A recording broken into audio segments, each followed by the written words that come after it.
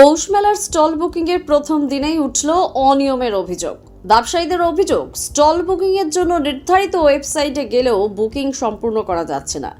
এর পাশাপাশি পূর্বের ঘোষণা সত্ত্বেও স্টলের ভাড়া বাড়ানো হয়েছে বলে দাবি। প্রসঙ্গত, বিশ্বভারতী কর্তৃপক্ষ জানিয়েছিল 2024 সালের ভাড়ার হারই চলতি বছরেও বজায় থাকবে, কিন্তু বাস্তবে তার ব্যতিক্রম দেখা যাচ্ছে। তাই এই বিষয়টি নিয়ে ব্যবসায়ী সমিতি কর্তৃপক্ষের সঙ্গে যোগাযোগ করে দ্রুত স্বচ্ছতা এবং সমাধানের দাবি জানিয়েছে।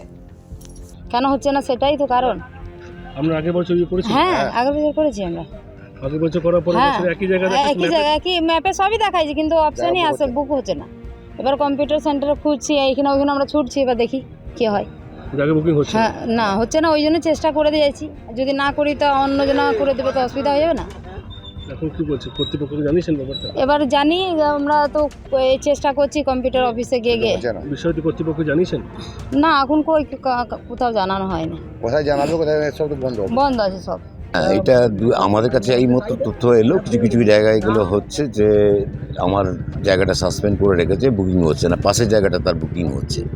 এবার আমরা বিশ্বভারতী আধিকারিকের সাথে কথা বললাম, তাতে করে দেখতে পেয়েছি যে ওনারা কিছু কিছু জায়গায় জায়গা অ্যাকোমোডেট করার জন্য, মানে পুরনো যারা ছিলেন গত বছর মানে কোনো কারণে পায়নি, তাকে অ্যাকোমোডেট করে দেওয়ার চেষ্টা এখন ওনারা করছেন। হয়তো সেই জায়গাটায় যদি ওকে অ্যাকোমোডেট করা যায়, সেই জন্য ওই সাসপেনশনটা রেখেছে দু একটা জায়গায়।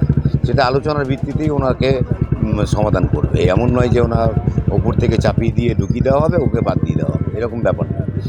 তো যা চলছে এখনও পর্যন্ত সঠিকভাবেই চলছে। আমরা এখনও পর্যন্ত যা দেখতে পাচ্ছি যে 30% ওপরে প্রায় বুকিং হয়ে গেছে।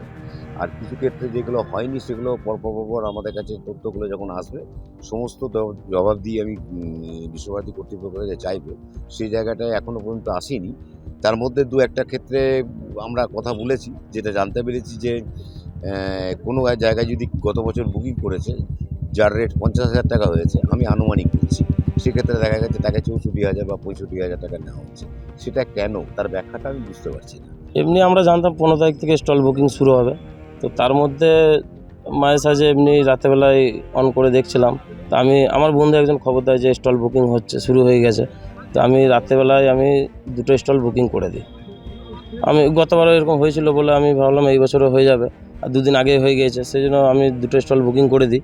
আমি ভুলবশত দিয়ে পরের দিন জানতে পারি ওটা শুধু এমনি চেকিংয়ের জন্য বা কোনো কারণে অন করা হয়েছিল।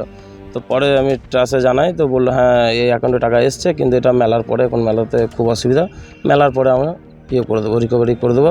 একটা লিখিত দিতে বলেছে, তো আমরা লিখিত দিয়েছি, বলেছে মেলার পরে করে দেবো। আমরা আবেদন করেছি একটা। কত টাকা করেছিলেন? আমাদের দুটো স্টল মিলিয়ে প্রায় 18,000 টাকা। সেখানে দেখাচ্ছে যে স্টল বুকিং হয়ে গিয়ে দেখাচ্ছে? হ্যাঁ, সব দেখাচ্ছে, যেরকম অরিজিনালি বুকিং হয়েছিল গতবারে সেরকম এইবারও যেরকম বুকিং হচ্ছে সেই সিস্টেমই দেখাচ্ছে।